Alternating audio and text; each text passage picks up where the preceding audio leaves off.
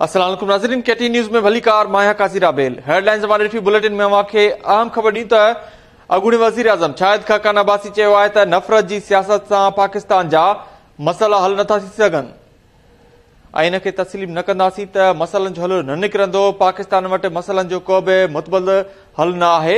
अवांखे ॿुधायो त शाहिद खाकान अब्बासी चयो त असां आइन जी ॻाल्हि कंदा आहियूं, आइन ते मुकमिल अमल करणु घुर्जे। मिफ्ता इस्माइल चयो त हिन वक़्तु मुल्की माशी सूरत हाल ख़राब आहे। हाणे वक़्तु अची वियो आहे त मुल्क जी अवाम खे हक़ ॾियूं।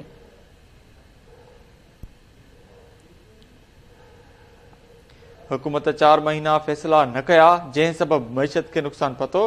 हुकूमत जी IMF सां ॻाल्हियुनि जी आजा कयूं था।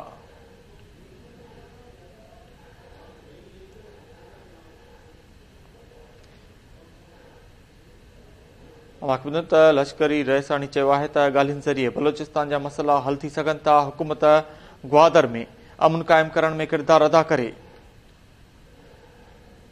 नफ़रत जी सियासत सां पाकिस्तान जा मसइला हल नथा थी सघनि। शाहिद खाकान अब्बासी चयो आहे त आइन खे तस्लीम न कंदासीं त मसइलनि जो हल न निकिरंदो।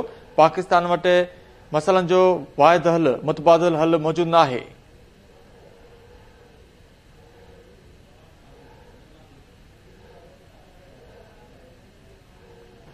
शाहिद खाकान अब्बासी वधीक चयो त असां आइन जी ॻाल्हि कंदा आहियूं, आइन ते मुकमिल अमल करणु घुर्जे। हिन वक़्तु मुल्की माशी सूरत हाल ख़राब आहे। हाणे वक़्तु अची वियो आहे त मुल्क जे अवाम खे हक़ ॾियूं। मिफ्ता इस्माइल चयो आहे।